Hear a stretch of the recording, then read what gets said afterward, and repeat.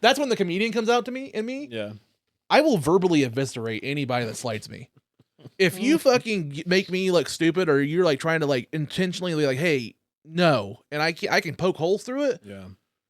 Oh, you don't know what you've created. Sorry, I just don't have that filter anymore. I gotta see this side. I'm unloading the meat. I'm loading the meat. I'm unloading the meat. I'm loading the meat. I'm unloading the meat. I'm loading the meat. I'm unloading the meat. I don't even know what it means, what it is, what it is, what it is, what it is, what it is. Hey, I'm unloading the meat. I'm loading the meat. I'm unloading the meat. Welcome to Unloading Meat, the only show that equates everything to pro wrestling. It makes you wonder, damn, why is this guy divorced twice? And on today's episode, we have a great filmmaker and self-professed indie auteur. Give it up for the one, the only, Lisandro Boccacci. What's up, Lisandro? Hey. I got the name right. It only took like 5 tries off camera. No, it's okay. It happens. You get used to it. You get used to it? With a name like that. Yeah. Middle school and high school, it was, well, not high school, but earlier it was lasagna broccoli. Oh! You know? Oh, that's going to be the title of the episode now. So, Lasagna broccoli. and I'm okay with that. Okay, I like that. Appreciate it. So like that's my strategy for the show. For if you don't know, is I pick a random just soundbite from the episode, just something in the text, and I make that the episode title, so it's like an Easter egg. There you go. And it's just people are like, "What?" Lasagna broccoli. Find out. Exactly. Everything's working. It's like I'm trained by the MCU. Impressive. Yeah, Impressive. as you can see. Yeah. Oh, wrong sound effect for that. This room, though, I gotta hand it to you. That's the main draw for me. I met you at Go, and I thought you were a pleasant man. Thank you. I was like, oh, he's cool. And then I saw the episode, I saw the room, and I was like, oh my god. It's called Divorce. I'm so sorry. But no, this is really impressive, man. Thanks, man. It's part of my hobby. I tell people like a lot of this, like most of this came from COVID. Like I built this during COVID, and like what I did to put myself, like, I didn't have a job. I lost my job right at the start of COVID, and I paid the bills by flipping figures. I would just go through Targets and Walmarts, and I would just buy multiples of the figures, because during COVID, the coasts were sold out of all these like different figures and stuff, like these exclusive ones that you see at Target or Walmart. But here in Oklahoma, they're just overflowing the fucking shelves. Nobody's going out. That's funny. And so I would just buy them and buy one for myself and flip or sell 2 or 3. Clever. And it just paid my bills for almost an entire year. Yeah. Wow. That's great, man. And kind of just built this. And then when I was doing a podcast, I was kind of like looking for like set decoration and stuff. And I was like, shit, I think I already have it. That's great. That's great. I feel like I dress for the part, right? Nice. Especially because you have the Pulp Fiction thing going on. Oh, yeah. I have the theme on my computer. And then the gift. Yeah. You were We got the talking Reservoir about. Dogs. Yeah, it's pretty great. Yeah, man. You look the part. But I'm Italian, so you gotta do it. So I'm glad you are. I was wondering, because like we talked off camera, like you're from Argentina, right? Mm-hmm. And so I saw that on the Facebook, and it was like from Argentina, and I was like, I saw the last name, and I was like, damn, I can't make a CC's pizza joke. Yeah, what's up with that? What's up with that and this guy being Oklahoma? It makes no sense, right? I know, right? But so here's the deal. My family are basically Italian, right? Almost basically both sides. Okay. And so obviously the wars, the Great World War wars, it shifted everything in the world. So a lot of that shift was my family escaping to Argentina to live in peace. A lot of people did that on both sides, and so that's why there's Italians there and Germans as well. But I think after the fact, though, some Germans escaped to escape what was coming to them. You know like the person. Yeah. So in a weird way, it's just that's what happens when you're a neutral country. You get all these people. Now, I did bring some gifts. Okay. I'm intrigued. I brought, Daddy likes gifts. I brought some figures for you. Ooh. These are my personal stash. Ooh, okay. So, what figures do we have? This is a little convertible car. Nice. So you can have that one. Okay. Thank you. I'm digging it. I like it. This is a metallic piece. So this is funny. This is actually kind of special. This is from France, and in France when I was a kid, they have it here now, but they had this thing called Kinders, like Kinder eggs. Yeah. So they had it way back in like in the 90s in France, and I had a little childhood experience there, living there for like a year, so I got lucky with that. But this is actually from one of the Kinders from Back when they put it inside the chocolate? Yeah, exactly. Before the So you know about it? Yeah, the dumb Americans that were like, "Oh, it's a choking risk." Is that why they don't do that here? Okay. Yeah, we have Kinder eggs. They call them Kinder Joys, and they give them in 2 separate plastic eggs. You peel them apart, and one side has the chocolate, and one side has a build apart, like a build-a-figure toy. Yeah, so I guess it's different. Yeah. Yeah. But yeah, this was the one. So I still have a lot of those that I collect, but I want you to have it. Nice, man. Let me see that. Yeah, that one's interesting. That is. Oh, there's some weight to it. That is really neat. Thank you very much. I got one more. That is really neat. I like the detail on it. Like, that's really, really cool. Isn't that cool? Yeah. So I came from one of the Kinders. Usually it's like a plastic toy that you have to like build. That's going right there. And like you have to, yay. We're going to put those right there. I appreciate No, this is optional. You can have this or you can throw it back at me. Okay, let me throw it. But this is like also a very unique little guy from my childhood. Is this a Star Wars figure from the Micro Machines? Yeah, exactly. Yeah. I recognize these. This is the Snowspeeder Hoth. This is like Luke. Is this Luke? I'm not sure actually. It looks like the Hoth scene though. Because it's a little bit baggy. But yeah, I'm a big Star Wars guy. Look at that. That's funny. But yeah, there you go. Thank you, man. That's really cool. Little out of your collection. That's going right there too. He's protecting the car. So there you go. Yeah. Thank you, man. Yeah. I really appreciate that. I value all gifts, big and small, no matter what they are. Is the thought behind them. Yeah. And yeah, I wanted to make that. Besides the trash at the bottom that I can't see on camera. Yeah. But that's my little shelf for everything that sentimental value stuff. Because as I grow this, I have all this stuff, and eventually maybe Hasbro will pay me for a little bit. I say fuck too much. You never know. Yeah, times are changing. That's true. Dude, they had so much backlash. Like I'm a big figure collector, right? Mm-hmm. Like last year, they decided to go from the windowed packaging where you can kind of see what you're getting, to that box that's just the artwork just covered. Yeah. So that's no fun. No, and the problem with that is you can't tell if the paint apps are good, or if they're working great from the factory, or if people have stolen them from the store and just repackaged them. You have no idea if you're getting the real figure or not. That's hilarious. And it turned into this gigantic issue where there was a massive revolt because they also did it to save the environment. They said it was for environmental reasons, but they also raised the price $5 a box at the same time. Huh. Yeah. And then there was just this mass thing of people going to Target and stuff and just opening them up and just taking the figures because they were so easy to steal now because you couldn't see inside of them. And it just turned into this clusterfuck. And now, isn't it funny how just one little thing, one change will just cause a reaction? Yeah. And they just what? Yeah. What's going on? Yeah, it caused a mass issue. That is crazy. Yeah, it's funny. Just ideas on paper. So tell me about this case you have here, man. Oh, yeah. Yes, I brought my friend. I'm enjoying all the stickers on it. My traveling companion. I've actually taken it to LA and other places for film festivals, San Francisco, New York, Florida, and I just like to. And it's become part of the kind of my shtick of hey, I'm an India tour, and you're right, it is self-proclaimed. Yeah, but I did win at Bare Bones at Muskogee International Film Festival. Oscar Sharon and Sharon, they run it. Fantastic people.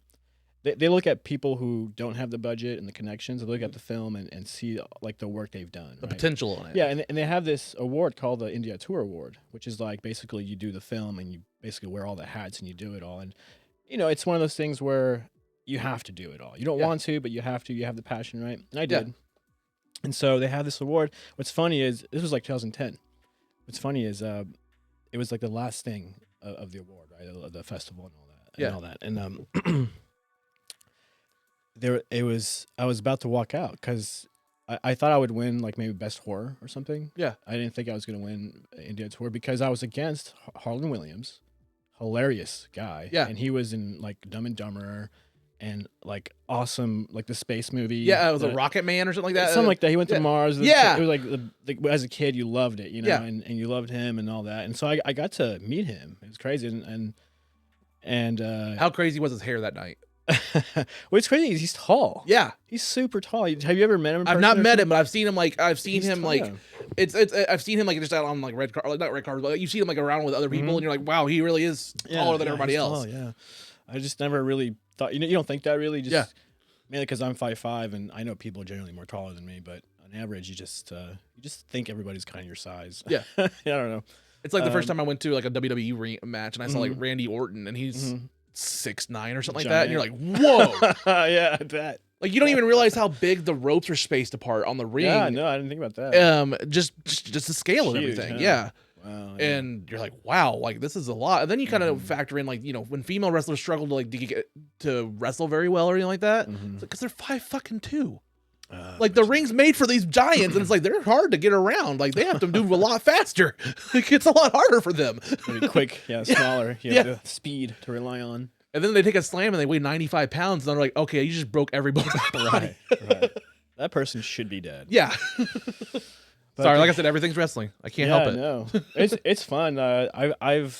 So we screened a short doc about a group that does wrestling matches. Oh, really? Yeah, I can't remember their name, but I'll send you info on it and stuff. But they do it to raise funds for like kids that are like going through cancer and stuff. So I thought that was really cool. Nice. They do this whole thing, and so I'll probably keep showing that film, with all the stuff that we do. So I do two things.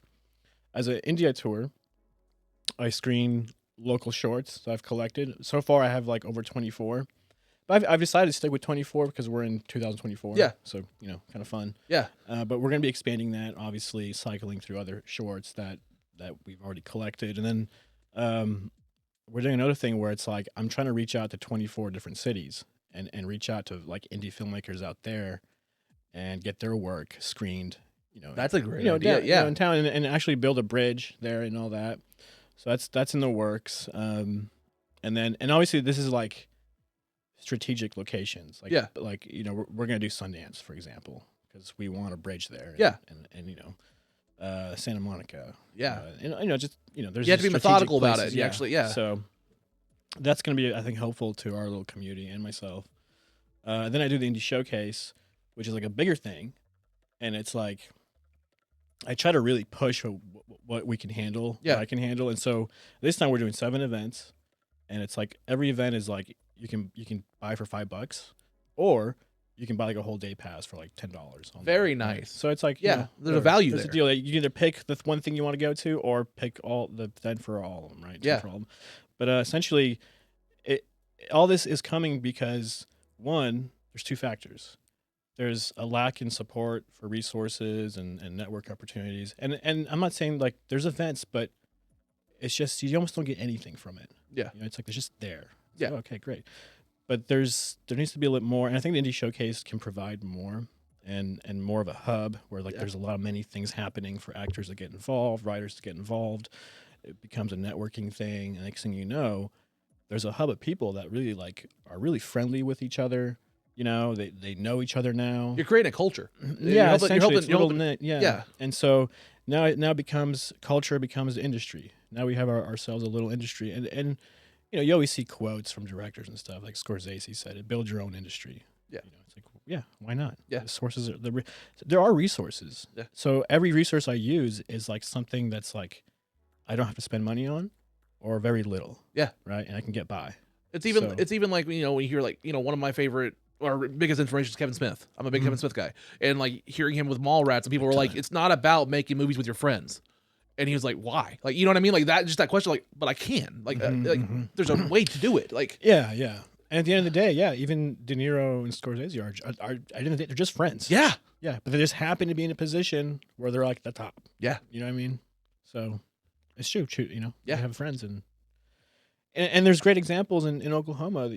I see it all the time. These little niches of friends, and they're building their industry. They're great examples. And there's people that leave, and they get connected there. Yeah. And there's nothing wrong with this, but then they come back and they kind of butt in. Yeah. And then that's fine. That's the tightrope you have to walk between developing, like, I want to say a clique, but also like, a support group, basically of like-minded folks to build something with, but also making sure it doesn't veer into the lane of being a gatekeeper. Yes. And that's a very difficult work, because sometimes people like, it's like from people like, oh, I like this band before they went, before they were big. It's like you want to protect something that you value, you really, everyone's like that. Yeah. Are passionate about, but it can only grow if you give new blood into it. Yeah. Like things have to adapt. Things have to evolve. Yeah. Especially nowadays, especially with theaters, talking about adapting. I mean, all over the nation, there's small theaters closing. Yeah. There's some that are lucky to get funding. Some are lucky enough to have like the historical thing where it's like, oh, you get a grant now to help you. And so, but some aren't, and so they're just closing, man, all over the place. It's like, we're both friends with Gene and the Go Theater, and like very big supporters of Gene. And shout out to Go Theater. I talked to him last year about this whenever they were coming back with the Marvels and stuff like that, and it really didn't dawn on, I don't think, a lot of people in the area how much the writer's strike and all that strikes really affected like the theaters. Oh, and like they're like, we have nothing to show. Like we just have nothing. And it really was a big problem for these small theaters and these even big theaters, AMC and all that stuff. I mean, we saw a lot of theaters close. Since COVID. Yeah. And then the strikes. I mean, I'm not against the strikes because there were things that needed to happen. But like there's ripple effects, like we talked about earlier. There's ripple effects from different decisions. Like the world's not black and white. Right. No matter what you do, it's shades of gray, and there's always going to be some. There's waves. Yeah, there's waves. Yeah, you got to ride them. Yeah, and I'm happy and glad to see Gene. It seems like we're rebounding, and the theater's starting to get really, really done, and he's putting a lot of work into it. And like, man, the renovations they're doing there are great.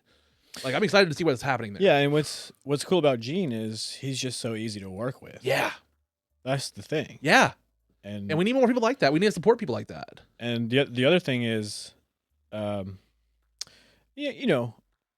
It gives an opportunity for somebody like me who's really tight budget-wise to experiment and do things and put things out there, create momentum to a point where I can be like, oh, I reached a new level. Let me expand. Yeah. Let me try this other theater where it takes more paperwork and stuff to actually do it. I'm fine with that. It's not an issue. It's just getting there. We're not there. Yeah. Honestly, we're not. And so until then, Go is our home. Yeah. And that's not a problem. And I'll always be loyal to Gene because of that, no doubt.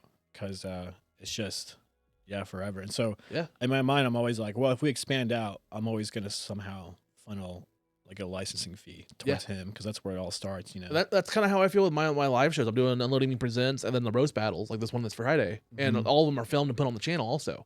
And I'm doing that from Go because like even equating what I do with what you do, how many newer stand-up comedians, let's say within a year, have basically a residency at a theater and can do whatever they want? Oh my God, dude, it's such a gift. And it's a gift. Yeah, it really is. And here's the thing. It's not to say anything bad about other theaters. No. Because the thing is, there's so much talent and it's hard to shoulder in. Yeah. You know what I'm saying? So, and you got to respect the people that are there, which is not an issue. And then you got to just, find your space. Yeah. And there's space out there, believe it or not. You just gotta do the work. Somehow, like I said, I don't even know how Gene or it was just, I guess I do remember. It was just, he was saying on a post how he was struggling with it. Yeah.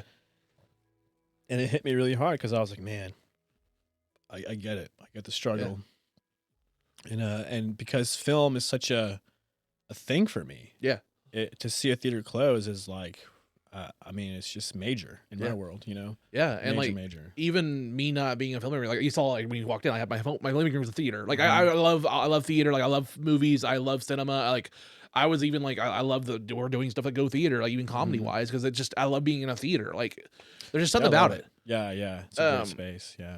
It brings back that nostalgia. I mean, no matter what, you always have. Every kid from any nationality, country, anything, you have a nostalgic history with the theater. Yeah. And it could be any film, any show, any musical, Broadway show, anything. You go to a theater, it's gonna click into your mind. That nostalgia's gonna hit. Oh yeah. And there's just something about that, and I just love to preserve that. And there's just something about that space. Yeah. What's funny is, so like his auditorium, like number 1. It's funny because those seats, you can tell they look old. Like, what would you say, 90s or? I would say 90s, yeah. Yeah, isn't that crazy? Like it has a retro look to them. Yeah. And then what I like about them is they have like a little tray thing. I don't know if you noticed that, like it's like a cup holder. But yeah, you can bring that, it pops in. So yeah. Such an old school thing. I remember like I don't know if they do it now. I haven't been to the 71st one, but I like sometimes they give you like they deliver your food to the theater like while you're in there and stuff like that. I think Gene, they do that there. Yeah, they do that there. I'm just talking about like if Gene does it, yes. I'm just saying, like, I remember back in the day, some other theaters would do that back in the day. Oh, yeah, for sure. That's why I was surprised when he said that he did it. I was like, oh, that's cool.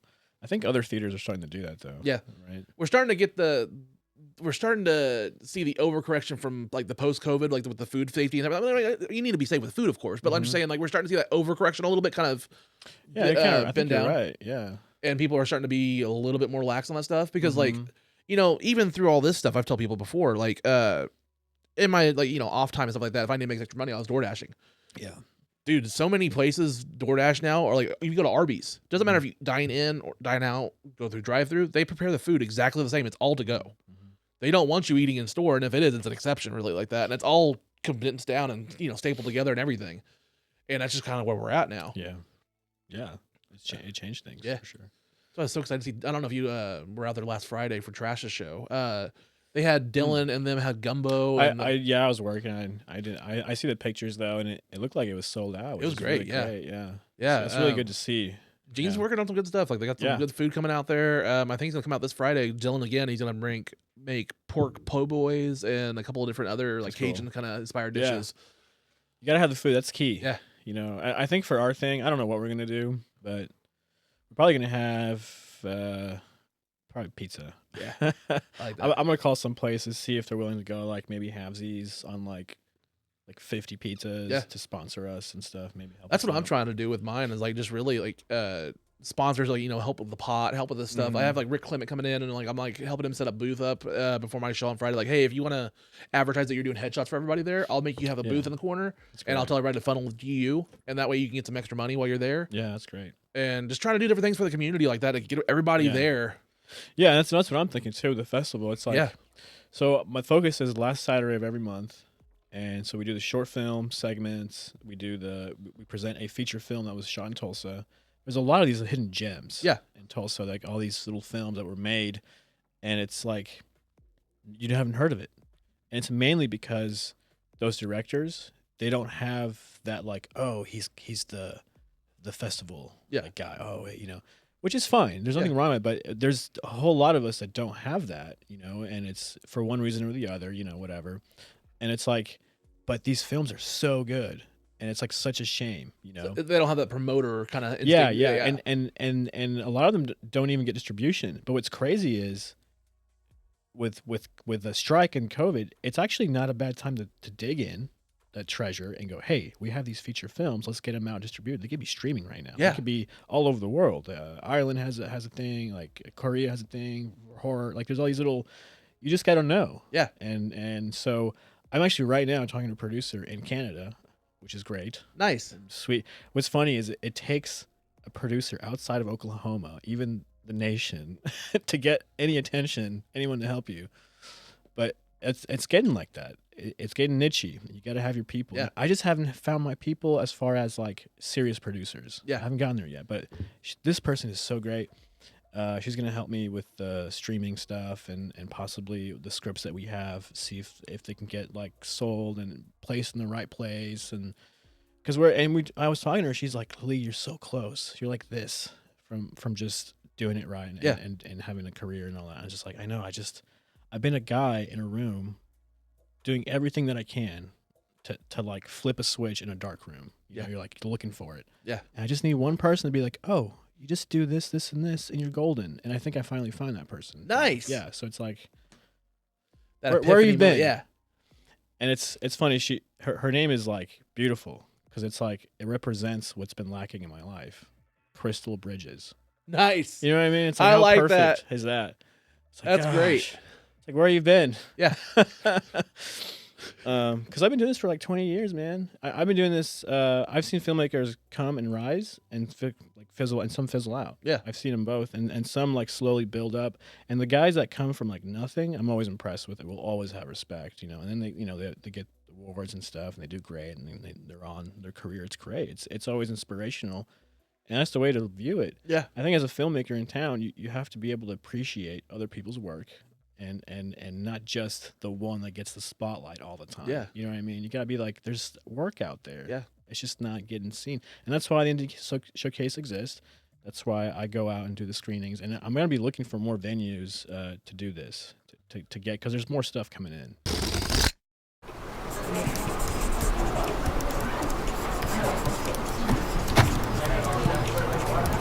Greetings. and Wakanda forever. Yeah, it's just me. It's Jared Ralphie Allen. Before you get all mad, it's not appropriation. It was on clearance. Hold on, one second. Well,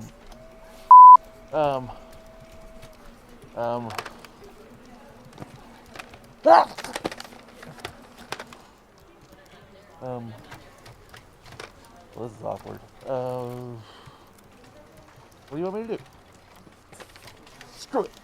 March 15th, Go Theater, 7 p.m. doors open, 8 p.m. show. We have an awesome lineup for the next Unloading Meat Presents. Lacey Rains, Mauricio Flores, Juju Rashad, and headlining will be Garrett Barbie. You don't want to miss this event. Tickets go on sale this weekend. God, when did this was on sale? Did he die in this thing? Jesus. I'm sorry, you got so much meat in your body. You're nerdy, your tattoos make you look fugly. You silly. And so here's the thing with Go and the festival. So the plan is, because it's stressful to have like a big event like this every time. Yeah. And I got sick for 3 days in January, and I had to cancel it because I got behind. It was no way. So I was like, let's just push it back, whatever. So I figured out, okay, let's do this. As I have my show there this Friday. So here's the thing. I figured out, which will be a great one. Yeah.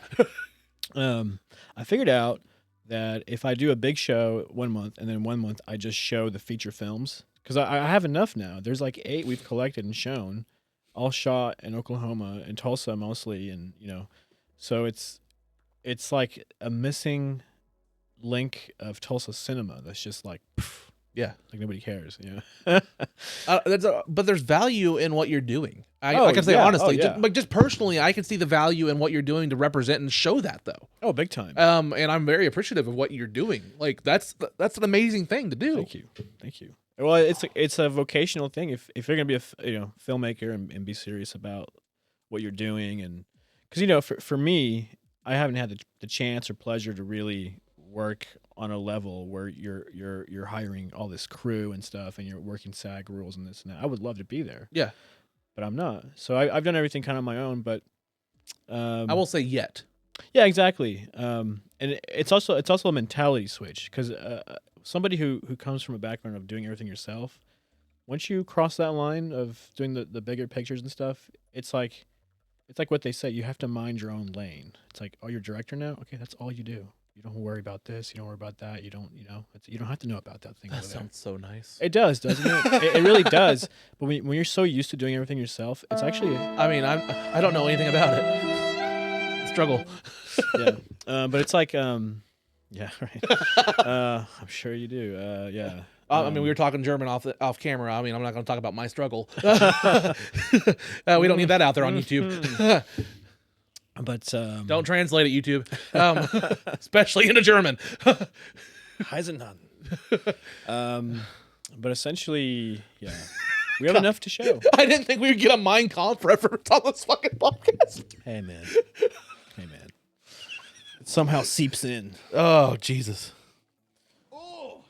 A little bit of the bubbly. Mm-hmm. Yeah, just like that. Yeah.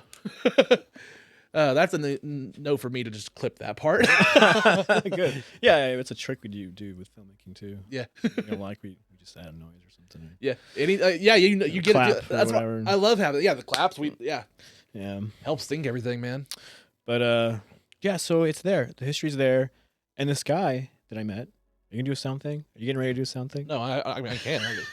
So your hand, you're like. I mean, I gotta do.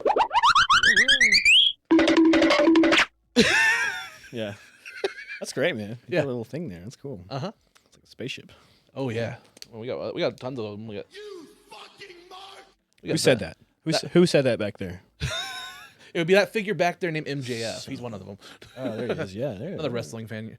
Again, everything's wrestling with me. I mean, I do. That's also part of my day job. Like, I am credited also on IMDb. I don't know if you saw that too. Like, I have not. But okay. I will now.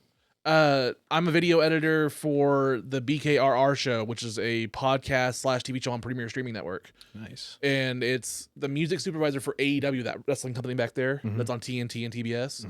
He's the guy that does all the theme songs for all of them. I'm his video editor for his podcast where he interviews the wrestlers and I do like wacky table reads of movie scripts. So I do this full production video and video editing, post, everything, and we do a 1 hour show every week. And it's just interviewing the wrestlers, and they do like scene reads from Clerks or like Home Alone, and they only get like 10 minutes to really see it. What? When did you do what? This is real? It's on YouTube. Yeah. It's called Be Kind. It's called Be Kind and Rewind. I found him through Twitter. Really? Well, yeah. That seems to be the way now. Yeah, man. Like that's something I'm telling a lot of comedians now. Like I'm sure you've noticed in this area is still predominantly ran by Facebook. For some reason, there's a lot of Facebook reach here. Yeah, I guess so. Yeah, I've just noticed like between like booking like smaller shows and stuff like that, there's a lot of Facebook here, but whereas in a lot of other cities and stuff, it's more Instagram, TikTok, Snapchat, stuff like that. But here in rural Oklahoma, it's still mostly predominant. Do you think it's like just because the bigger cities have more like Silicon, possibly cultural or something like that? Just it's just I don't know. I mean, it's just demographics or it's just a lot of different things with that. But I noticed growing through the stand-up and trying to get booked, I had to recreate a whole bunch of Facebook accounts and do that just to get booked. Yeah.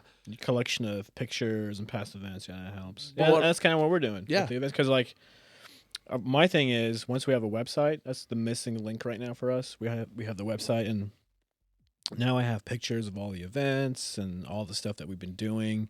And that's like our proof of being at venues and doing it. And so they see that, and then really I have a free like website right now, but once I have enough to do the domain name, like I can finally go to Film Freeway and be like, hey, the website's up now. And once that's up and they see everything is like good, then it's like kind of official. Yeah. It's like the thing with the Indie Showcase though, I don't want it just to be a film festival. That's just part of it. Yeah. It's like, oh, one day of it is a film festival. One day of it, it's like all bands. Yeah. One day of it, it's like all comedians. That'd be cool. Yeah. One day it's just wrestlers. Yeah. It's a showcase. Yeah. But it's like a super mega event. Yeah. But it's starting with the film because that's my world. Yeah.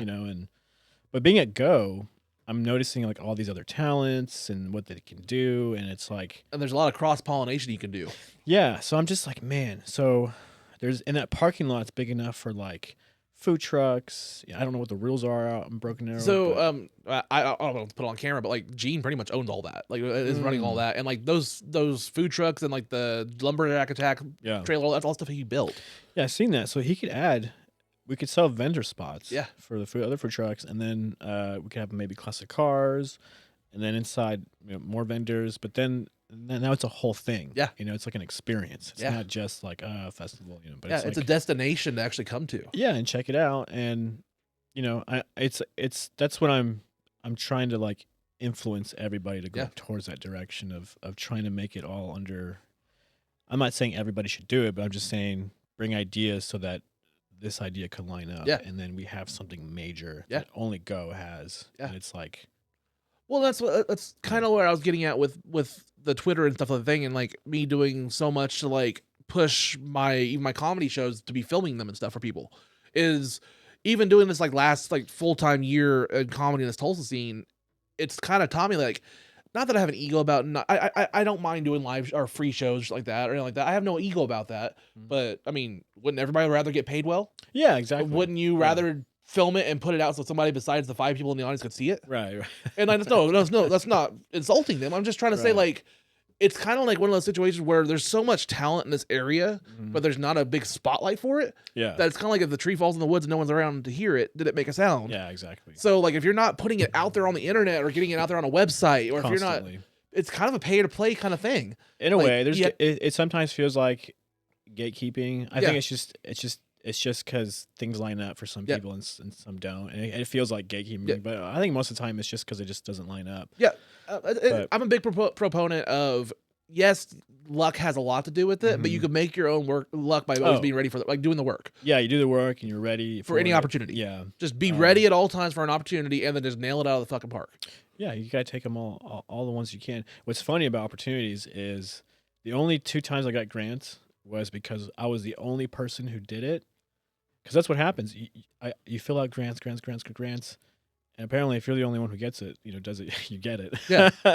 So I got it because of that reason, and then another reason was because they literally thought I was a different skin color, which I never made an impression. Nothing. The thing is, I collaborated on a project. Yeah. This was in 2017, and it was like to bring a community, the Greenwood community together, some artists, and I got a grant for this. It was a proposal thing, and we did like a Tulsa race massacre review, and it was like a documentary for like 20 minutes, and we did it through like an artistic retelling through like little models and dancers and this and that, and there's a lot of community involvement, and so that's like really the only time I got grants. And so I submitted that to this program out in LA, and I guess it just got the impression that I was black because I did that as the director, and so I just thought that was kind of funny. Yeah, that was the other reason why that I got that whole story is. I mean, that's a part of our history in this area that was very shrouded in secrecy for many years. I mean, honestly, in pop culture, it wasn't really till Watchmen that really kind of put it out. People thought it was fake. I'm not surprised. When Watchmen, I don't know if you watched that on HBO. It was the sequel series. It was they nailed it. Yeah, it was very good. Yeah. But people thought it was fake or thought that was for the show, and people afterwards were like, "Did this really happen?" They're like, "Yeah, it's so hush hush in this area." And I wonder sometimes if Tim Blake Nelson had influence on that scene or anything. Yeah, like they said, "Hey, can you write this in or whatever?" Because he's Tulsa guy. Yeah, and he there's that museum out in Greenwood that I noticed he had a thing there or something. Like I don't know, there's like a frame of him. I'm not sure. He does so he's aware of the whole thing, and so I'm not surprised. And then one time he came to TU, and when he came to TU, I showed him the short that I made. And I thought it was like, in my mind, I'm like, what if I inspired him? Because he saw it, and then later, like a year later, I see that in the show, and I'm like, oh, that's so cool. If only we can inspire Bill Hader to make another season of Barry. Right? Barry was, I don't know if you watched Barry. Barry was a masterpiece, in my opinion. Oh, no doubt. Yeah. I love seeing creators basically just being able to do their pure vision, and just like, you could see that it was from his mind. Yeah. Like only he could do this. Like I love that kind of scene, like seeing that in art, where you can just that's the best kind. That's a dissection of Bill Hader. Like you can just see, like you watch that show, you're like, that's how his mind works. Yeah, because usually what happens is on bigger projects, whatever, or you're just the actor. Yeah, you don't have control. It's a collaboration. Right? Yeah. And so, but when you do, you really do like an Indiana tour. You feel like an artist, and I've claimed it because I've done like so many films. You feel like an artist. You do. And it's just like, and it's not something I chased after. Yeah. It's just kind of like, you look back and like, that's who am I? Yeah. That's what I am. I don't know what I am. I guess that's what I am. It's like you leveled up almost in your brain. Like you hit that certain tier where you're like, okay, I've accomplished that. And now I know I can at least, I've hit that threshold almost. I mean, mainly it's just following my passion. The confidence builds. Maybe a vocation, if you want to call it, like vocation to storytelling. So it's certainly not a hobby anymore. It's certainly not. Yeah, man. It's long past that. It's just crazy how much goes on in the industry and how much you have to learn. And, but if you're like placed, there's a lot you don't need to know. They just tell you, do your job, stay in your lane, you're fine. But but when you're just like I said, you're not connected, you don't know, and you're doing everything yourself. And then next thing you know, 10 years later, you've got such a great grasp of screenwriting because you nobody was there to help you. So you took the effort to learn it. Yeah. So that's what you do. And then you just learn everything on your own. And that's part of personality too. What do you call those people that are self-learning and autodidactic? I get what you're saying. Yeah. Not self-aware. I get what you're saying though. Yeah. But essentially it's just like one of those things where you have to be like that. Yeah. If there's like no a self-starter, like there's no one around to really help you, give you direction, or you didn't win the grants, or you didn't have this or that, you're not placed. Yeah.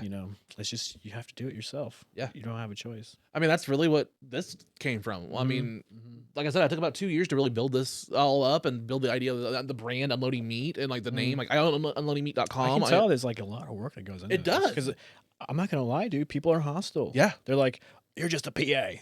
It's like, yeah, I've done PA because I need a job. Yeah. But that's not, my job doesn't define me. Yeah. You know what I mean? Like, get to know me. Yeah. Don't just be like, oh, he's just this, or oh, he's just that. Yeah. It's so annoying. And then the other thing is, what I find kind of annoying is on projects, bigger studio projects, let's say you're a job and you get let go for whatever reason, they put on there that like you're uncredited, which is really annoying. Yeah. Or if you do an extra work and you're not in the scene technically, you get credit as uncredited.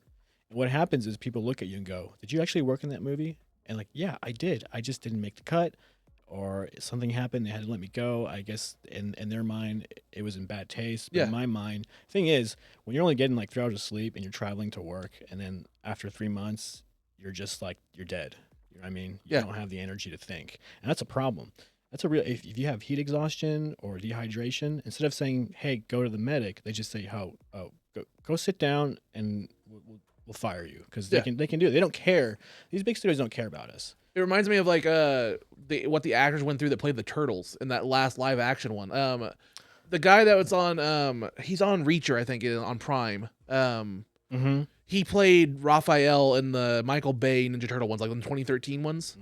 And because they were just portraying the turtles in the turtle suits, and they weren't the actual voice actors or like that, didn't they get credit? Yeah, they left them behind and moved all the rest of the what do you call it? The what's it called? Unionized talent, gave them rides back to the hotels and stuff, and left the turtle actors just there, stranded, because they were just there. And they could kept them on the set as long as they want. They treated them like shit for both movies. He said it was the worst acting experience in the history of his life. That's crazy, man.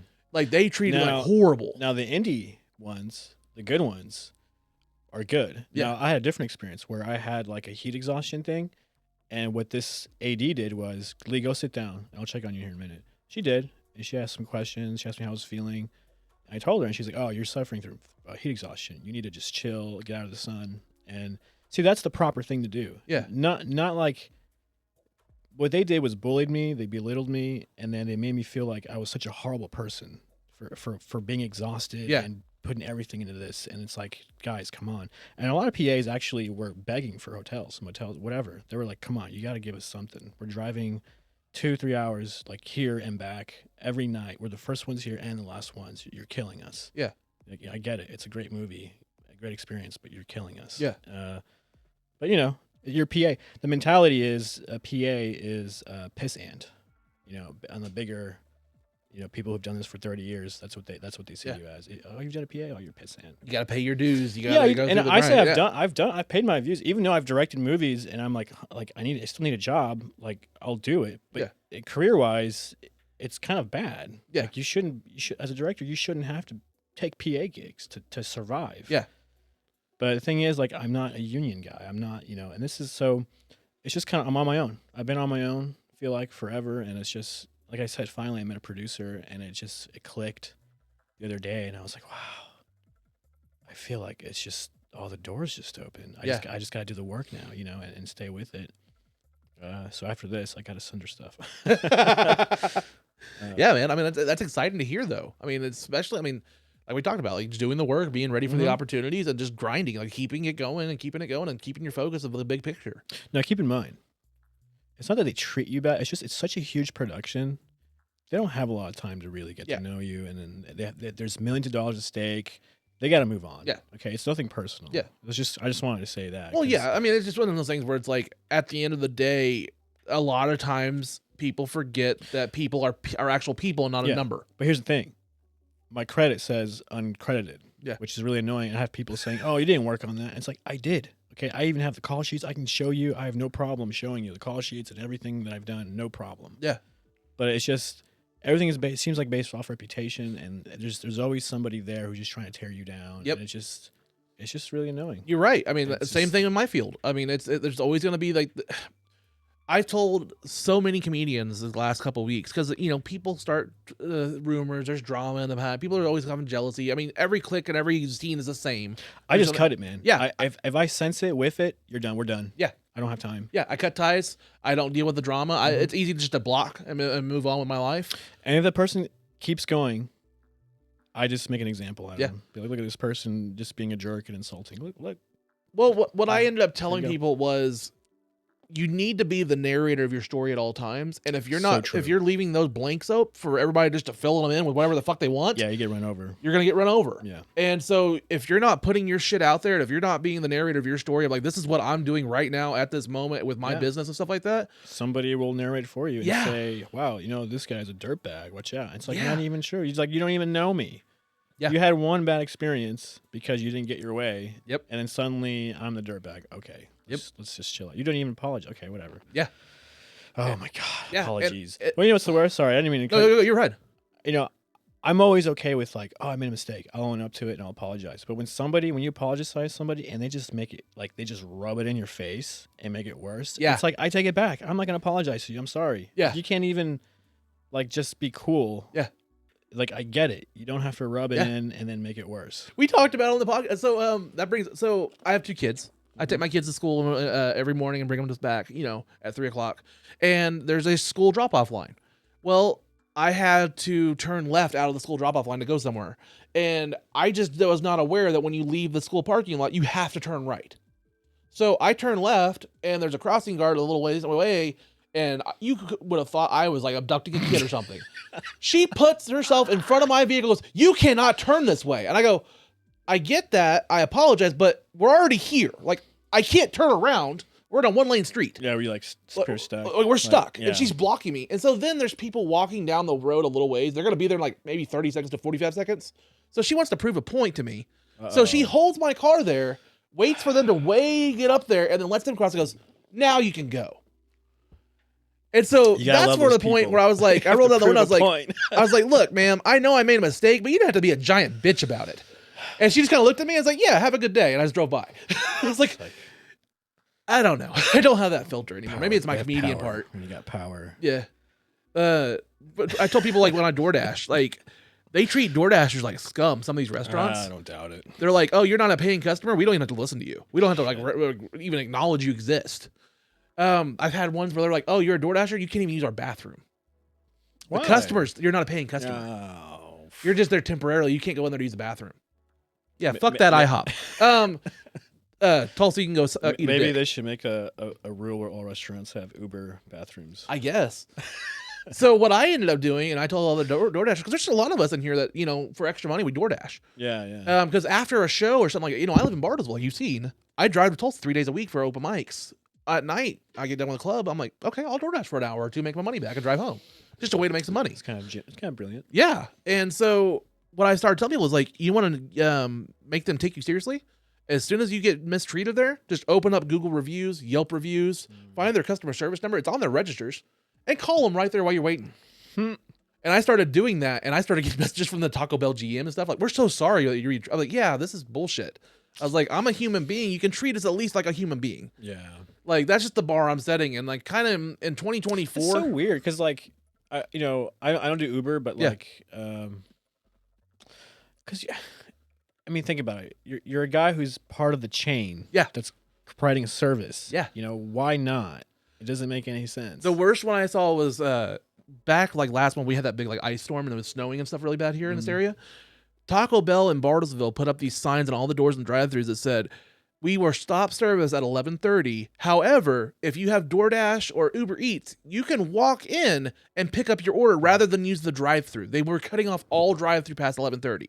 So what that meant is at 11:30 in the ice and the snow, you couldn't use this empty drive-thru and just pick up your order at the window. You need to park, walk into the ice, and get your orders. I wonder why they're so strict about that on a snowy day like that. They wanted it up. Basically, they were understaffed at nights, and this was a way to deter people from coming in and doing so many orders. The counter to that is because I don't work for them. There's no rule for me to say that I can't be like, "Hey, what you're doing is fucking stupid," because that's when the comedian comes out to me. Yeah. I will verbally eviscerate anybody that slights me. If you fucking make me look stupid, or you're like trying to like intentionally like, "Hey, no," and I can poke holes through it. Yeah. Oh, you don't know what you've created. Sorry, I just don't have that filter anymore. I gotta see this side. I've yet to see, because I would see. Yeah, I haven't been to any of your events yet. I don't think. But I don't think you have yet. Just been so busy, man. Like, it happens, dude. I'm a one-man show. I mean, doing the festival thing and this and that. But I'm trying to get it to a point where if I have enough sponsors, which if anyone's listening, like I'm looking for sponsors, because like here's the thing, it doesn't take much, but and like we were talking earlier, like about having vendors, and if I had vendors, I could use the money from the vendor money to have a place there. Yeah, I could use that for marketing, and that would help tremendously. Yeah. Even if it was just, let's say, collectively I got $250 right from vendor spots, I could use that. It'd be a bigger impact, Yeah. And then obviously if we had like a bigger budget for marketing, we would do a lot more and do more. But it's just you know, it's just hard, man. Yeah. Especially when you do everything. Yeah, I mean, shoestring budgets. You're trying to like really make it work, and just it doesn't spread very far. I completely understand, man. Yeah. Patience. You got because it's just an inch at a time. I will say though, there is something. I mean, yes, there's a lot of stress to it. There's a lot of things where, like, you know, in hindsight, it would be nice to have an extra $1,000. That would help out a lot. But also, there's something to the ingenuity that comes out to you when you have to get innovative. The restrictions. The restrictions really help you shape and really make your brain work sometimes. It does. You got to use the stuff between your head. Yeah. I'm not a businessman, but you kind of have to be. Yeah. It's weird. Like film, it's just so much.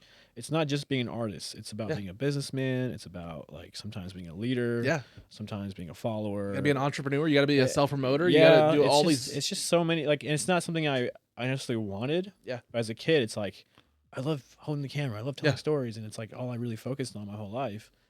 And like, it's like all this other stuff you got to do. It's but you know what? To me, you know, like we talked off camera, like I want to eventually dabble in film and stuff like that too. I'm a big fan of it. I'm appreciative of it. What that from a consumer point and from a person that's just a fan of it, of movies and cinema, what that does to me is it makes me value their work more. Because now on the other side, you see how much goes into making that production happen, or something. How many hats that person has to do. Yeah. Like when we talked about Bill Hader with Barry or something like that. Yeah. When you finally see that product, you're like, I can appreciate this 100 times more because I know how much work he had to put into it to do it, and how many hats he had to wear to do this. To pull this off, it's impressive. And sometimes people like him, a lot of actors and a lot of people have talents that you never get to see. Yeah. And they're dying to be like, I just want to, you Yeah. know? And you can tell, and he's got the chops for it. You can tell he's a brilliant man. I mean, Tim Blake Nelson, he directed. He's someone I bring up, you know, because I've crossed paths with him a little time. I'm trying to, hopefully, in my mind, I'm like, I want to get him on a project somehow. I'm still trying to get Bill Hader's dad on here. Like he apparently hangs out in the bars and stuff in Tulsa. And he was in the comedy scene and stuff. And I'm like, man, I want to meet him. I ran across Bill Hader Nice. out in L.A. There was this thing happening at the Warner Bros. Studio, and it was like a producers meeting. And I was a student at TU, and they had these like student discounts. Yeah. So you just prove you're a student. So I saved up enough money to do it, and I went. I took the Amtrak, cheapest way to go, I feel like. And I didn't know he was going to be there. Shout out Amtrak. Yeah, I love Amtrak. I love traveling train. I just love it. But he was there. Was there a murder on the Orient Express? It's so. My mind as a filmmaker is like, it's so fun to be on this train and you can do something so cool. I know. You start being like, man, I feel like Quentin Tarantino, but I'm not into feet. Yeah. So, but he was there. It was cool. He was literally like right across from me. He was just sitting like right there, and there's all these other guests, and I was gonna reach out and talk to him. I was like, I'm from Tulsa, but he just like kind of like really quickly just turned around and walked away. I was like, dang it. But it was a cool experience because I got to meet one of Tarantino's producers for a little bit too. Nice. And I talked to him, and he's like, what do you do? I was like, I do this, I do that, I do that. And he's like, so you got to pick one thing. I'm like, I know, but I just love doing it all, and I'm so used to it. It's hard to break that habit. Yeah. But I'm breaking it, and I'm forcing myself to be like either just the writer or just the director. Right?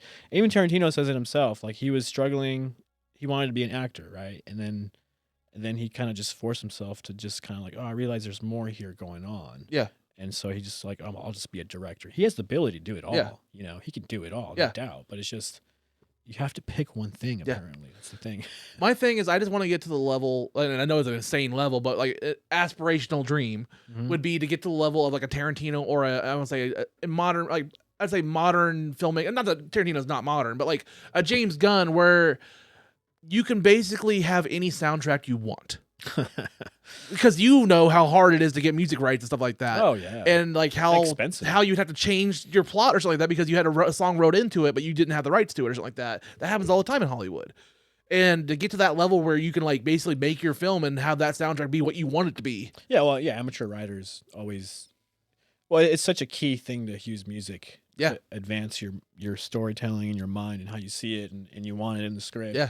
But yeah, it comes down to copyright. You just don't own it. And as an amateur or someone who does spec script, that's like your worst nightmares. Yeah. Is to position yourself with all these problems, and then you can't get it made or sold. Yeah. So, yeah.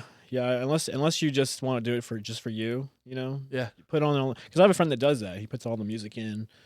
If it's just for you, fine. Yeah. It's a great genius piece of work. I'll always appreciate it. But as far as business and all that, there's just another level that you have to understand, and you got to kill your babies. You gotta kill your darlings. I quit it like the music industry back. I talked to you earlier on this episode about the Wu-Tang Clan show that I'm watching on Hulu. Back when RZA was a solo artist, he put out his first single, and like as they're doing the tour, there's a scene in the episode or the show where he's doing a signing for the CD and the album, and they find out they don't have the rights to the background music for the sample they used, and they have to no longer promote it, can't sell the CDs, and they have to get a different sample to put it as the song, the backing track. And he still has to go through with the signing and stuff and the appearance, but he can't advertise anything. So yeah, there's just, as an entrepreneur, you navigate so much legal. You need to know legal. You need to know, but it's things you learn from having a team though. Once you get to a point where you have a team, it's just a joyride at that point. You have an army you can rely on, people you can rely on. That's such a, like, you're in heaven once you get to that point.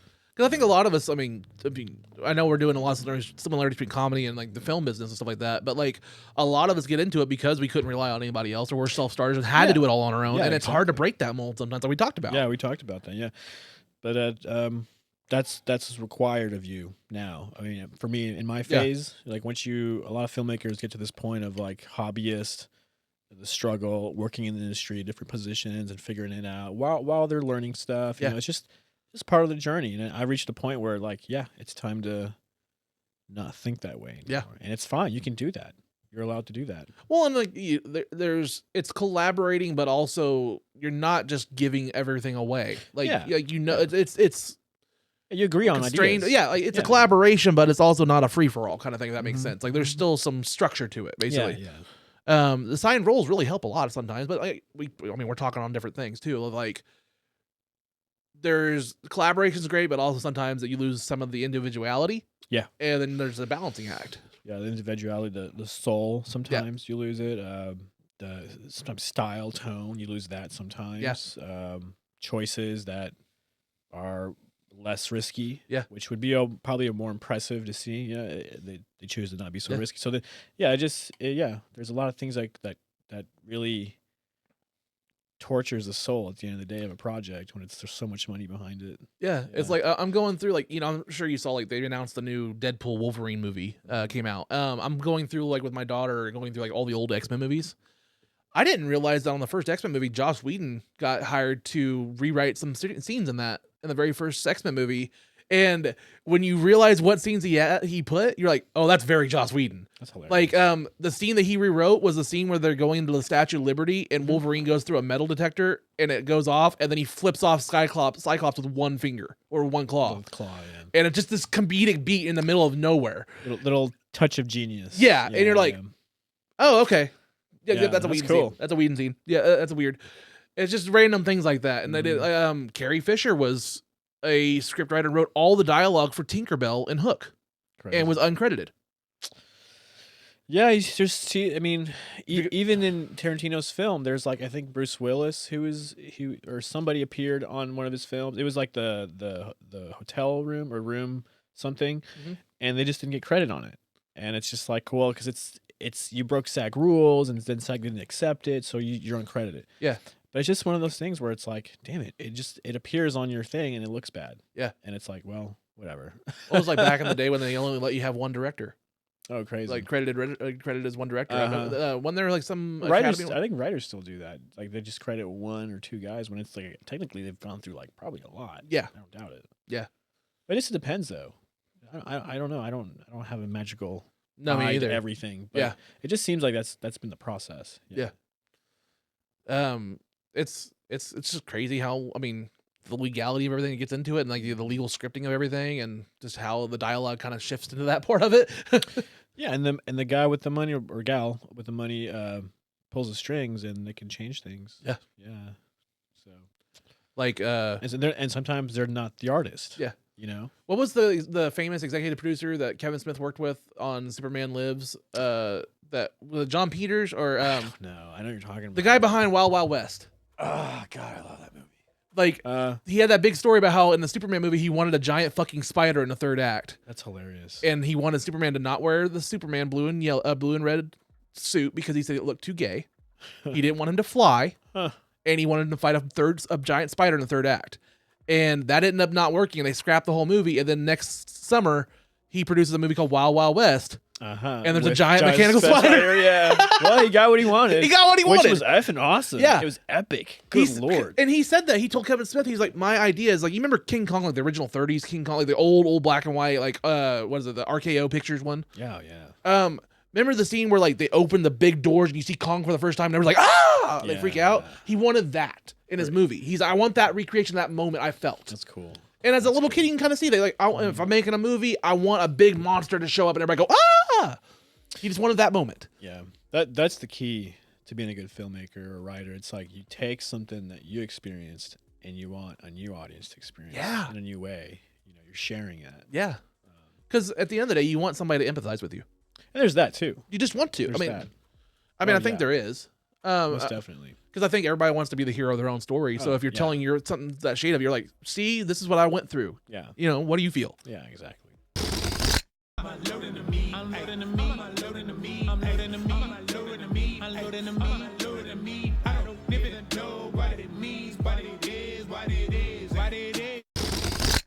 And I think it's time for guest questions. Guest questions! This is the time where I like to get my candid responses to my guest questions. I tell them to bring 3. I tell them, don't tell me what the fuck you're going to tell me about. It could be humorous. It could be, metaphorical. It can be inspirational. Whatever you want to do. Just don't tell me. I want to get my candid responses. So, if I could have your great 3 questions. Okay, so one you don't have to answer. Okay. Obviously you don't have. It's a free country. You don't have to answer whatever. But the first one is, how many of these collectibles do you have? I mean, we're in the thousands. Do you have an exact number though? No, I don't have an exact number. Because there's also in that back closet is my storage, and I have more that I can't even display. Well, I want to know. I mean, the Marvel's gonna be the biggest one because my biggest inspiration for these is like, I don't know if you've seen it, like they have these like almanac or like these Marvel yearbook posters. Like you can get big posters at Walmart, and it's like every Marvel character just in a yearbook lineup, and you can buy these big posters. And I kind of wanted that to be like my backdrop. Yeah, I got you. And I have like, the different generations. I have all X-Men, all Avengers, all Spider-Man. One of these days, I want to know the number. It's got to be thousands. I mean, that's crazy, dude. I mean, so and then you're talking like price wise. I know we got on a tangent. Did you have a question too? I was gonna say question number 2 is next. So this one's like way out there. Okay. It's so conspiracy. Like I say, sometimes it can be so controversial, so you don't have to answer. Okay. Globe or flat? It's globe, baby. Okay. I already kicked out those family members. We don't need to talk about them. That's hilarious. They could fall off. My last question is a little bit more serious. Okay. When you were a child, what was like your dream? Ooh. I would say like age around 5 or 9. Around like, what was your dream? If we're going 5 to 9, we're talking Power Ranger, maybe. Oh, really? Or like something like, so like I was the kind of kid that like Power Rangers came out in 93. I was 5 years old, and immediately like, so Oklahoma, right? So I have like just basic, I don't even have cable. I just have 2, 6, and 8. I have like local channels. So it's 5 years old. I have Power Rangers debut, and then on CBS there was Walker Texas Ranger, Chuck Norris doing karate as a cop. Yeah. And suddenly I was like, karate's fucking awesome. So my dad enrolled me in karate classes at 5 and 6, and like we were all into it. I got my yellow. I went up to like a yellow belt, I think, or something like that. But then I turned into like, oh, these are just 40-year-old men that want to walk on your stomach and stuff like that. Like they like enjoy like putting you through the pain and shit. I'm like, this isn't fun. Like my dad and me were like, we're out. How funny. So yeah, I guess Walker Texas Ranger at 5. Get a little older. I went to college. I went to RSU to be like radio and television. I wanted to go in there and do that kind of stuff. From the probably mid-teens, earliest, Kevin Smith was a huge influence on me. Do you think is it more natural for like to be older and be like, oh, this is what I want to do? Because I feel like some people don't even know, and they're like in their 30s still. I feel like I honestly feel like yes and no. Like I had all these different ideas, but did I feel like I could ever do them, or there would be a realistic like path to make that work? Yeah. No. As I got into my 20s and I had my kids and stuff, and I kind of just, I gave up on my comedy because I thought I was banned. I gave up on that real early. Sure. Yeah. And when you live in Oklahoma, there's not like a lot of opportunities for this stuff. And if you don't have support, it's just So in COVID, I lost my marriage, but also with the stimulus stuff that they had, I paid off the house, paid off the car, and so I built all this, and I basically was like coming out of the other side of it, like, well, I rebuilt myself, went through therapy, got on all that stuff. Came out personally, and then I'm still a really good dad and built this business. It's kind of like I have nothing to really hold me back now. You know what I mean? I paid off everything. I'm starting off fresh, and I'm just building from the ground up. It's a good feeling. Yeah, it's a very good feeling because now you have momentum behind. You have a strong foundation. Yeah, you got to have that foundation. Yeah, and even if it's just yourself, you got to believe in yourself. For sure. That's the most important thing.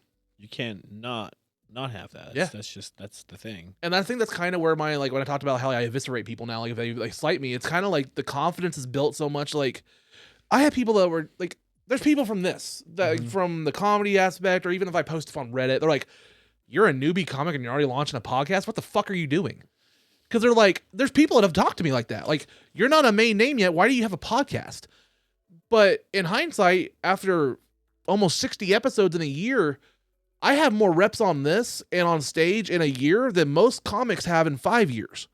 And this has helped me comfortability-wise and confidence-wise. Oh, no doubt. So much that I'm on a whole other level of confidence on myself. Like, it's not ego. It's just I know what I can do and what I'm capable of. Yeah, exactly. And you've kind of just refined that. So I've had to do that in such a short amount of time. I'm sure you feel the same way on your filmmaking. You get to play with your intellect. Yeah. See how far you can stretch something yourself, and see how you can apply your ability. And I reached this point where it's like anybody that's not putting at least that much effort, or even if it's not the same field, if you're not putting that much effort into whatever you're doing, I really don't need to listen to your opinion. I just drop it. Like it's just like it's one of those things where it's like I have to do what I have to follow, stay true to my true north kind of thing. Mm-hmm. Yeah. I know I went on a tangent, but that's kind of how I feel a lot of this stuff. I'm very passionate. There's things. Yeah, everyone has their thing. Yeah, and everybody, it's where they come from that makes them, who they are. Yeah. And I guess, filmmaking is such a thing. Yeah. Gosh, like technically, I didn't have to like study screenwriting, this and that, but I wanted to. You know what I mean? People always tell you what you should do, not do. But at the end of the day, it's like you gotta feel it in your heart. Like, what is it your mind is intrigued about? Because not everybody knows your limit, right? Or knows anything really about you. You're the one who's gonna know for sure. And so, to me, to be like, well, to not study screenwriting is like insanity. Yeah. To not study directing is insanity. To not study this and that and read about it and this, like, is crazy to me. But then you hear all the time, like, just stay in your lane. Yeah. It's like, but my brain, it's hungry for it. I can't help it. I can't help it that I'm adding more lanes. Like, I'm just I can't help it. Yeah. I mean, maybe it's a lot to juggle, but like, if I was just doing the one thing, maybe it would help my career further along. Maybe it would. Maybe. I don't know. But at the same time, I don't know. I would feel almost bored. Yeah. I don't know.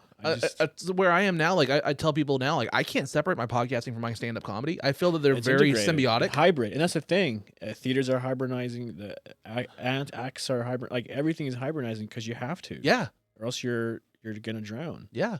1 hour later, like Disney. Yeah. Fucking Moana, and then they're remaking Moana. Why are you remaking Moana already? Did The Rock really need that much more money? Because they can. I am The Rock. What can I say except fuck you? I challenge you, The Rock. Come down here, you piece of shit. I'm kidding. Dude, he came back to wrestling this week, or this last couple weeks, and like people are turning on him so hard. It's so good. Oh, I think maybe he knows that people want that. I think he's leaning into it.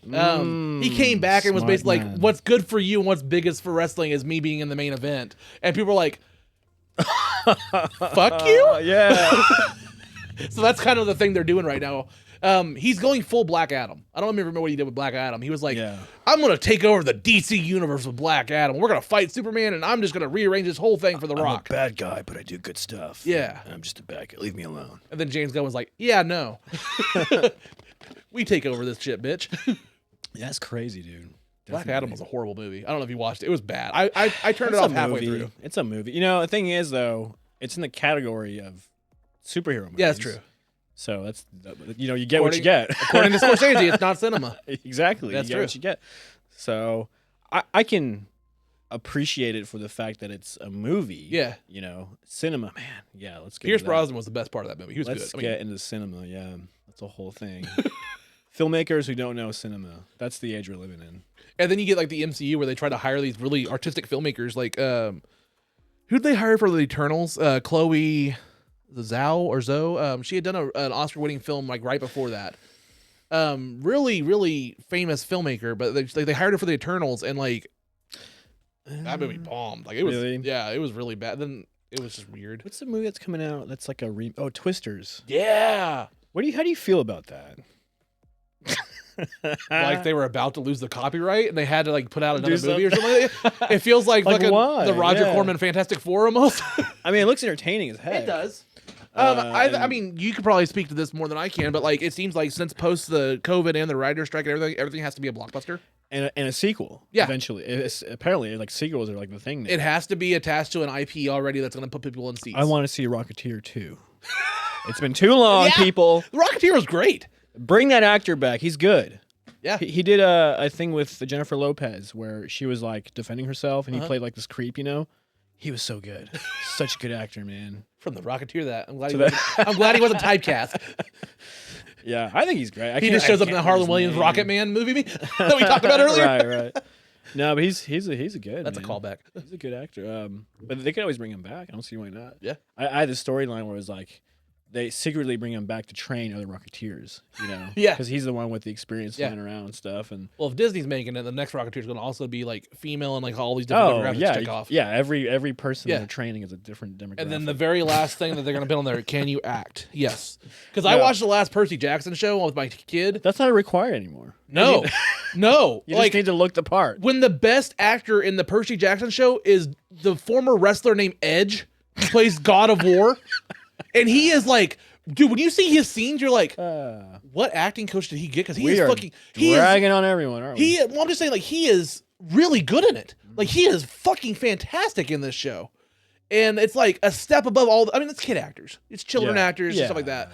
But there's some things where, like, in that scene where you're like, I can clearly tell that there's some things where, like, this was checked before their talent so much. Because, like, some of them were like, this is not the greatest acting I've seen. This is really rough. It's tough, man. It's tough. And I feel bad because they're kid actors, too. And I don't want to, like, harp on a kid actor like that. Because, like, it might be their first role. But it's like, there's times where, like, that kid. there's times where you're like, this is cringy as fuck. Like, this is bad.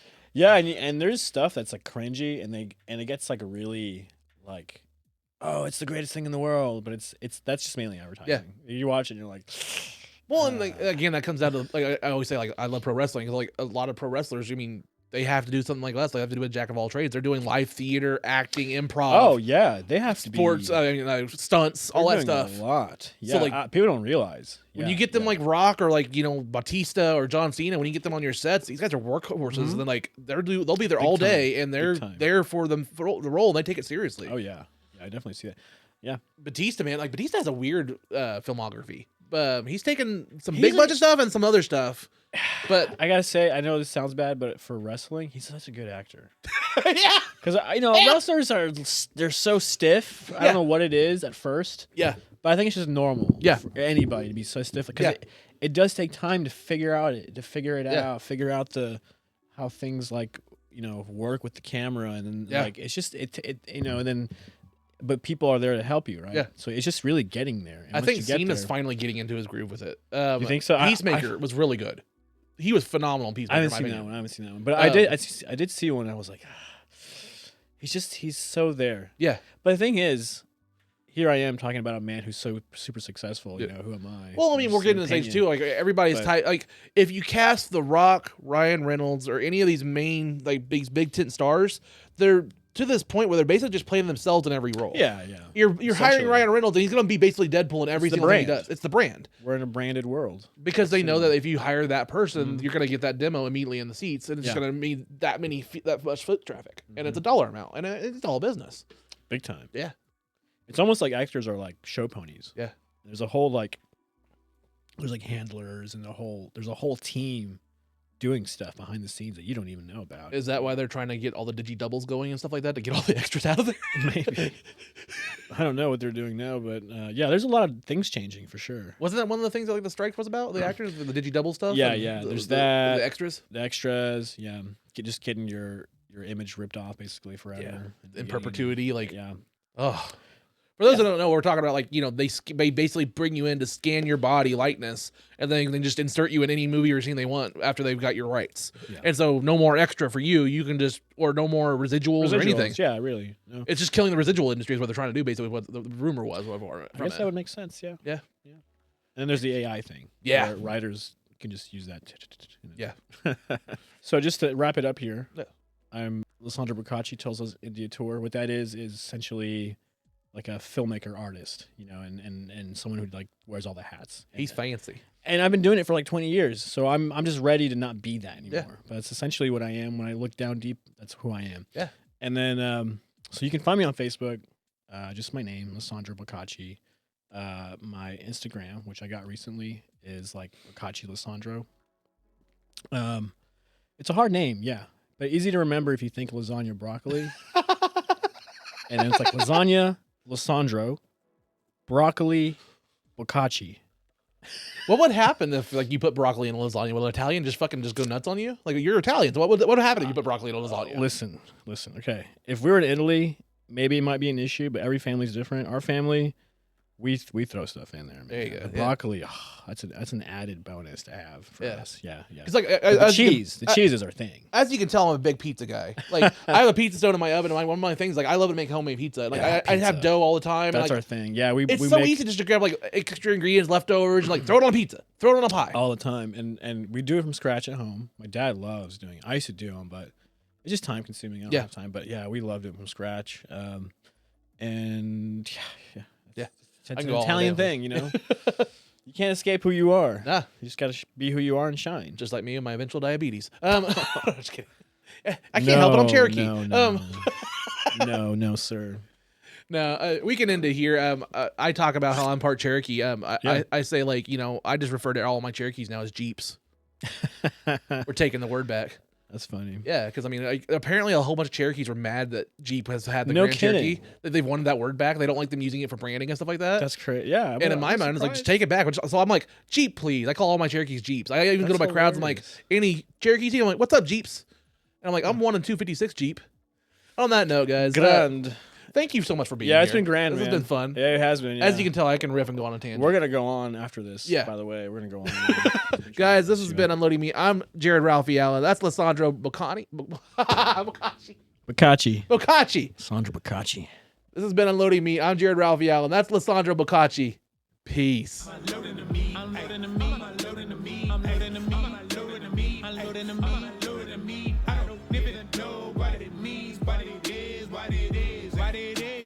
Bye, have a great time.